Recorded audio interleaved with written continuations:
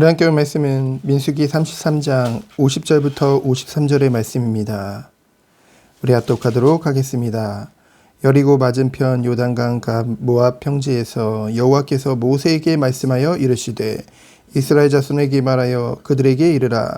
너희가 요단강을 건너 가나안 땅에 들어가거든 그 땅의 원주민을 너희 앞에서 다 몰아내고 그 새긴 석상과 부어 만든 우상을 다 깨뜨리며 산당을 다 헐고 그 땅을 점령하여 거기 거주하라. 내가 그 땅을 너희 소유로 너희에게 주었음이라. 아멘. 보통의 사람들에게 이제 삶의 목적을 물어보면은 다양한 대답을 하는 것 같습니다. 어떤 사람은 편안한 삶, 그것을 위해 좋은 대학, 직장, 그리고 삶의 안정, 그리고 나는 좀 힘들더라도 내 자녀만은 좀 행복했으면 좋겠다. 여러 가지 목적들을 얘기하죠. 그리고 또 솔직한 사람들은 이제 나는 결국은 돈 또는 명예를 원한다. 그런데요, 결국 이 모든 것은 뭡니까? 자녀를 위한다, 누구를 위한다라고 하지만은 나의 행복을 위해, 결국은 나의 만족을 위하는 거죠. 사람이 행복을 원하고 만족을 구하는 것은 잘못된 것이 아닙니다. 어찌 보면 당연한 거죠. 하지만 성도는 구별됨입니다. 하나님이 분리시키신 것이죠.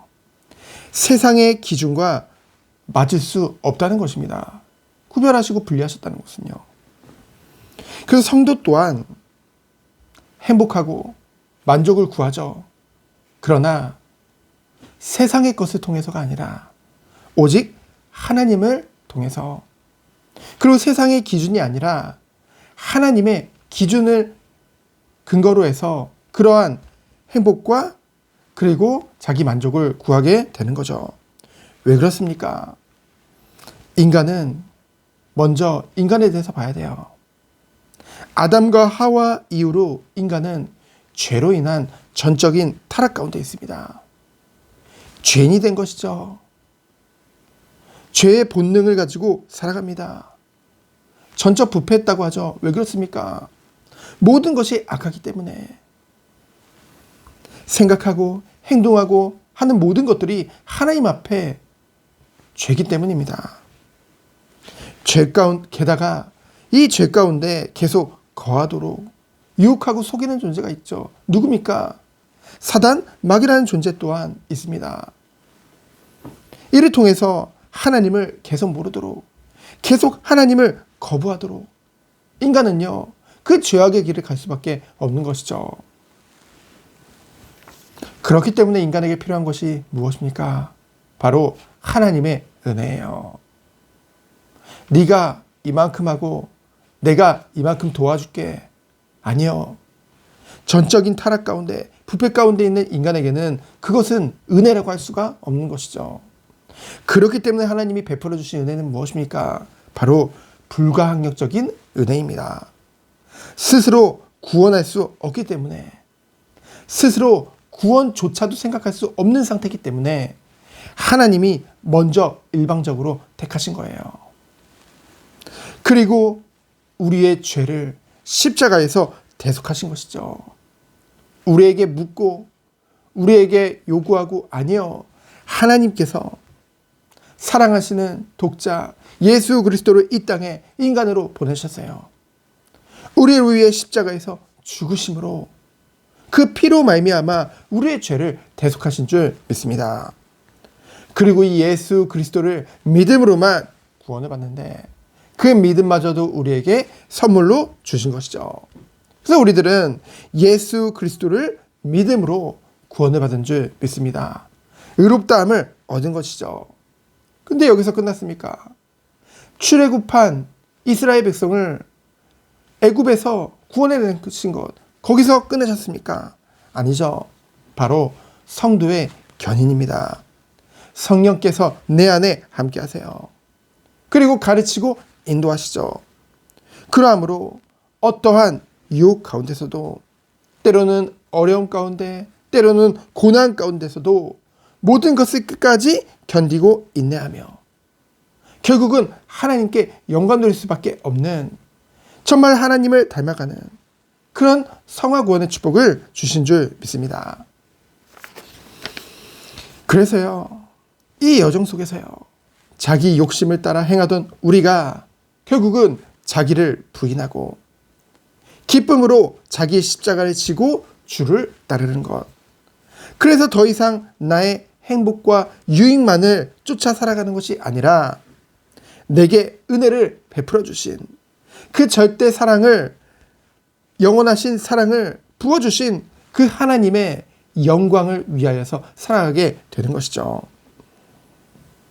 그 하나님께서는 우리에게 어떤 것을 원하십니까? 오늘 본문에 보면은요, 하나님이 이스라엘 백성에게 가나안을 약속하셨죠. 근데 그 가나안이 목적이 아니에요.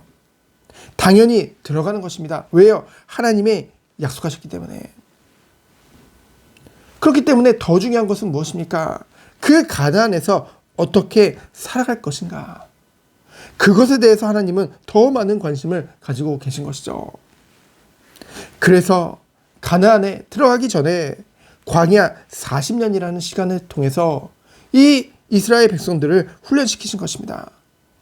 그리고 이제 가나안을 정복을 목전에 앞둔 그곳에서 오늘 본문에서 하나님이 요구하시는 거예요.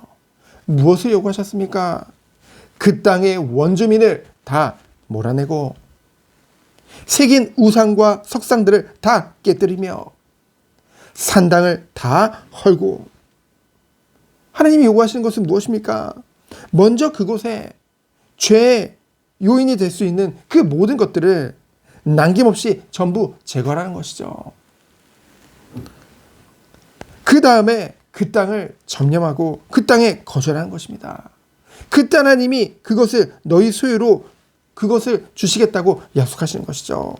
여러분, 이것이 안 되어진다고 한다면 어떻게 될까요?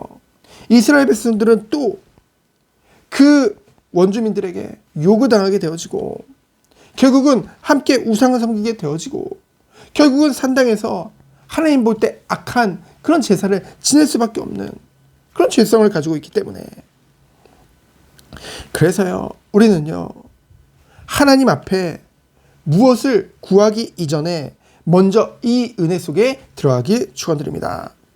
응답을 바라기 이전에 먼저 하나님이 내게 우선적으로 요구하시는 것이 무엇인지 그것을 말씀을 통해 늘 깨달아야 되겠죠.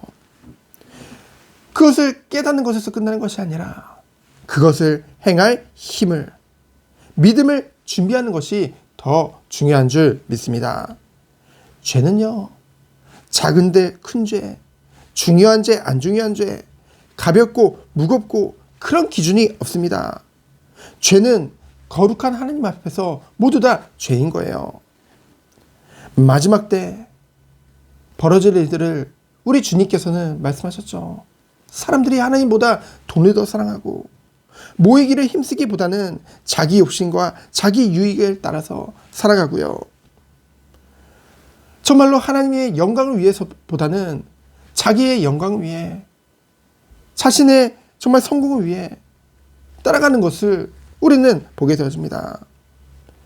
그러한 모든 것들, 정말 하나님보다, 하나님이 허락하신 그 교회, 그 공동체의 축복보다, 그 유익보다 모두 앞서는 것들, 나도 모르는 모든 우상들을 하나님께서는 다 깨뜨리길 원하신다는 것이죠.